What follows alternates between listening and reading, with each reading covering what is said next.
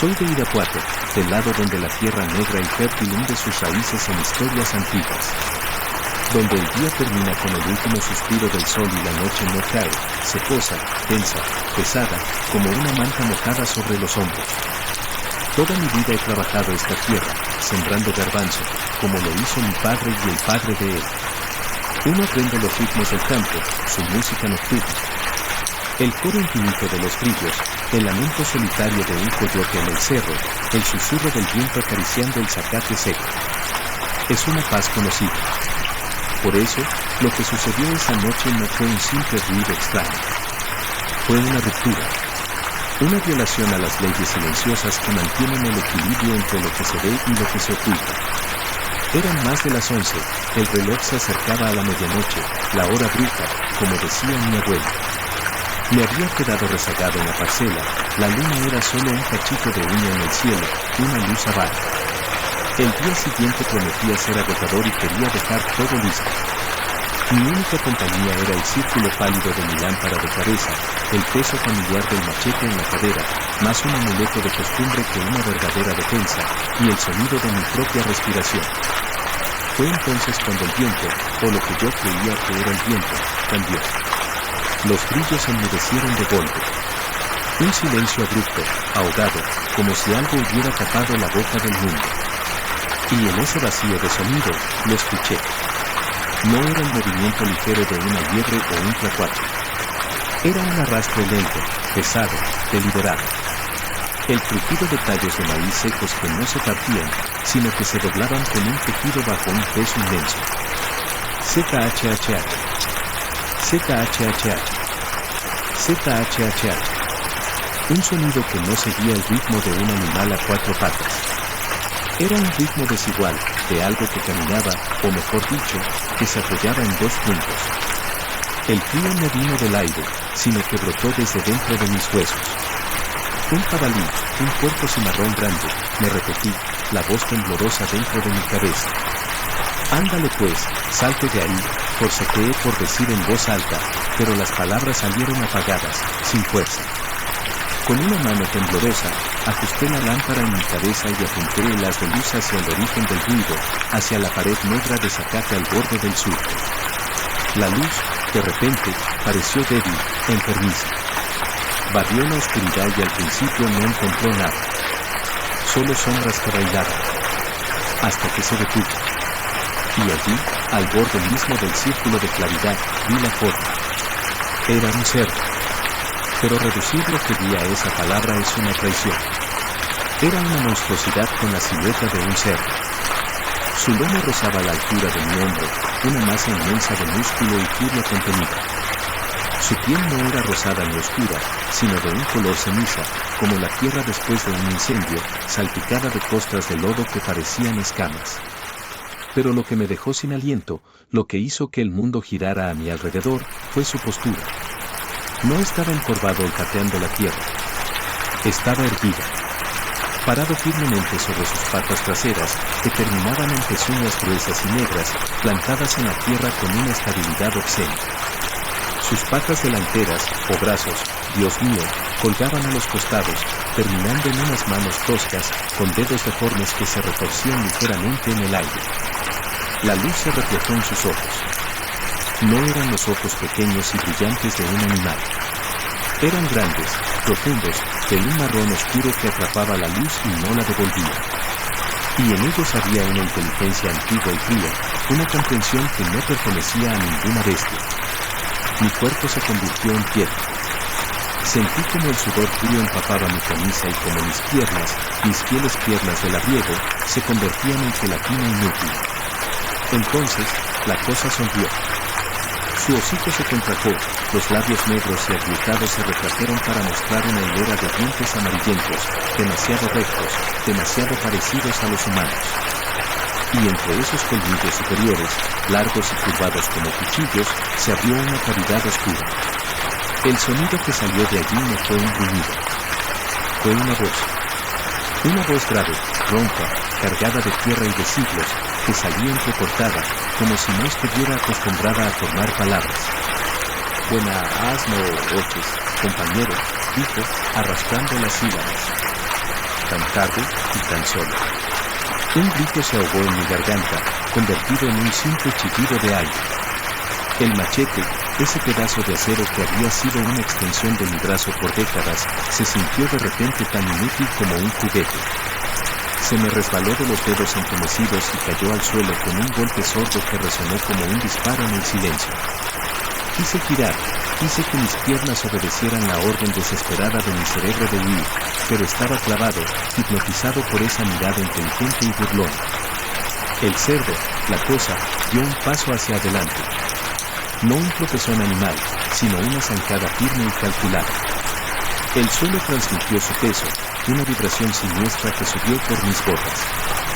El olor llegó hasta mí entonces, no a establo, sino a tierra mojada, a raíces podridas, a sangre vieja y a algo metálico, como el hierro oxidado. No ya, dijo la voz, con un tono que pretendía ser tranquilizador pero que solo destilaba amenaza. Aquí todos estamos en nuestra casa, ¿o no?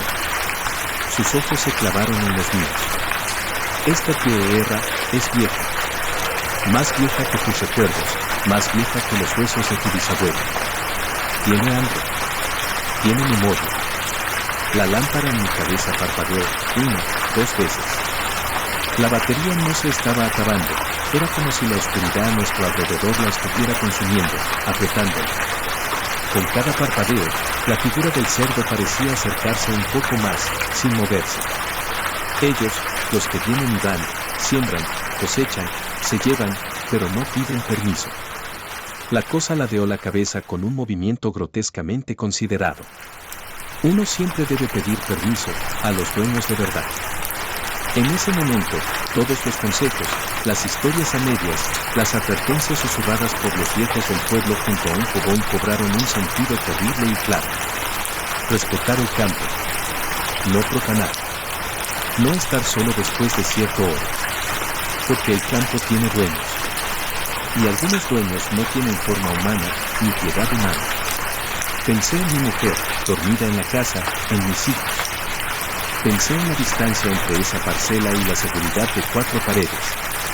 Era un abismo infinito. La lámpara parpadeó de nuevo, más débil. En la penumbra intermitente, la sonrisa del cerdo parecía ensancharse, volverse aún más invasiva, más hambrienta. Soltó entonces una risita. No era un gruñido de alegría animal. Era una risa baja, gutural, llena de flemas y malicia, que no salió de su hocico, sino que pareció vibrar en el aire a mi alrededor, como si la noche misma se riera de mí. Ese sonido se me clavó en el cerebro, un zumbido agudo y envenenado que todavía hoy despierta conmigo algunos días. Tu machete no sirve aquí, dijo, como leyendo mi pensamiento. Contra mí, no sirve. Dio otro paso. Ahora podía ver los detalles horribles, los pelos erizados como alambre en su lomo, las cicatrices entrecruzadas en su costado que formaban símbolos que mi mente no quería reconocer, la saliva espesa y oscura que goteaba de una comisura de su boca. El olor a podredumbre se intensificó, haciéndome arder los ojos y cerrarse la garganta. Vete a descansar, hombre, susurró la voz, ahora más cerca, como si saliera de justo detrás de mi oreja, aunque la cosa aún estaba a varios metros. Camina derecho a tu casa, no mires atrás, no cuentes esto. Hizo una pausa, y en esa pausa, el silencio fue más aterrador que sus palabras. Porque si me encuentro otra vez, en la oscuridad, ya no vamos a platicar. La amenaza flotó en el aire, densa y fría. Luego, sin un movimiento brusco, la criatura empezó a retroceder. No giró. Caminó de espaldas, manteniendo esos ojos terribles fijos en mí, deslizándose hacia la pared de zacate. La lámpara lanzó un último destello, un estertor de luz, y en ese instante final vi cómo la forma oscura comenzaba a deshacerse. No era que se metiera entre las plantas, sino que la oscuridad misma parecía abrazarla, disolver sus contornos, absorberla.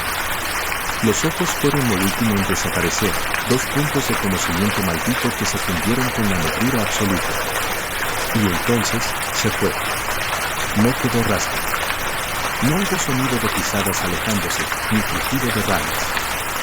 Solo el regreso abrupto y ensordecedor de los brillos, como si alguien hubiera vuelto a encender el sonido del mundo. El contraste fue violento. Me dejó tambaleándome, con los pulmones ardiendo por falta de aire, dándome cuenta de que había estado conteniendo la respiración. Miré al suelo. Mi machete estaba allí, tirado en la tierra, reflejando débilmente la luz de la luna. Parecía insignificante. Menor. La reacción llegó como una avalancha. Un terror puro, primitivo y desbordado que rompió el hechizo de parálisis. Giré sobre mis talones y corrí.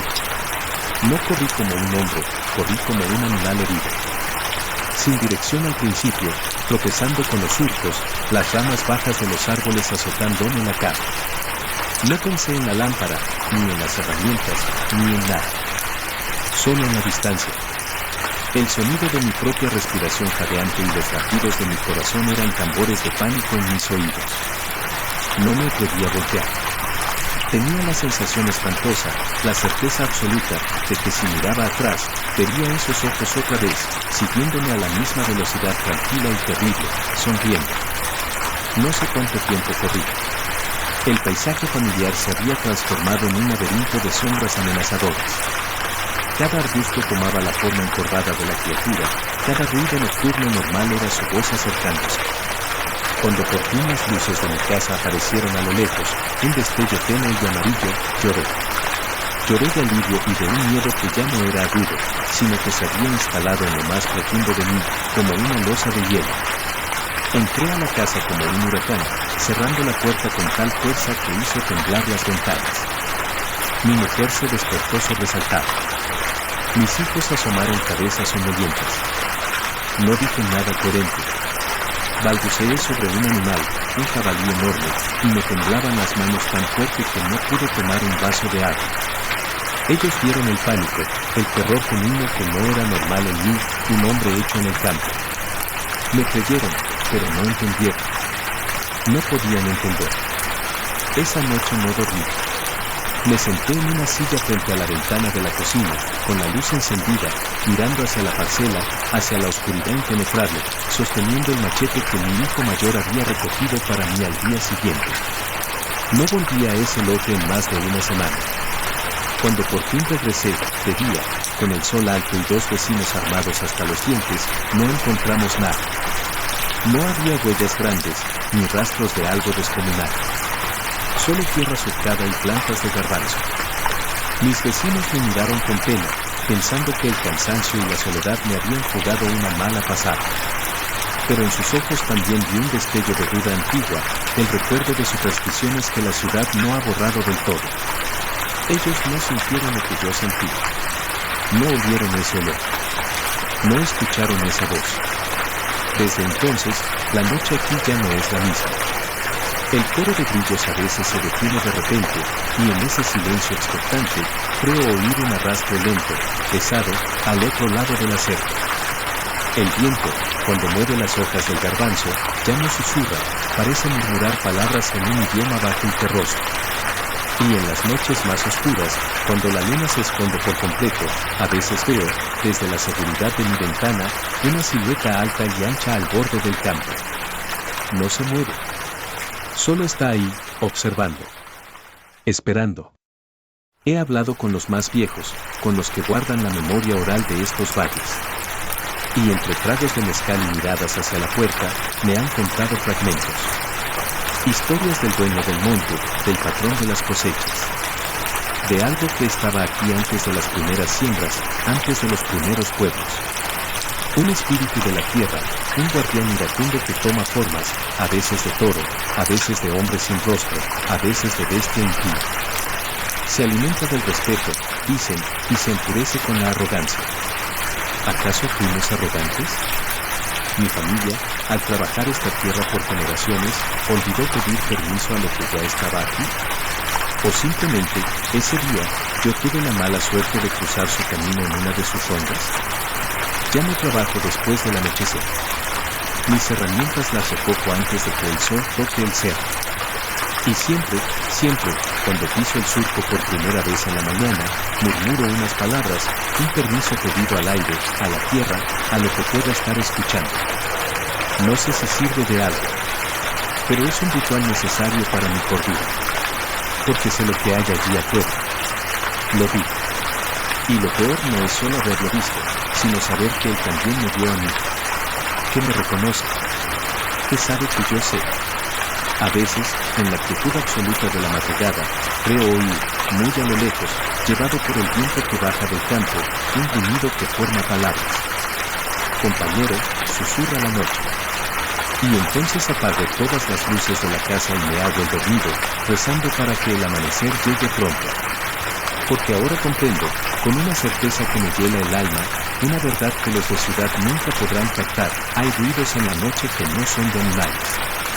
Hay presencias en los campos que no piden ser adoradas, solo ser reconocidas. Y hay tierras, tan fértiles, tan generosas, que nunca nos pertenecerán.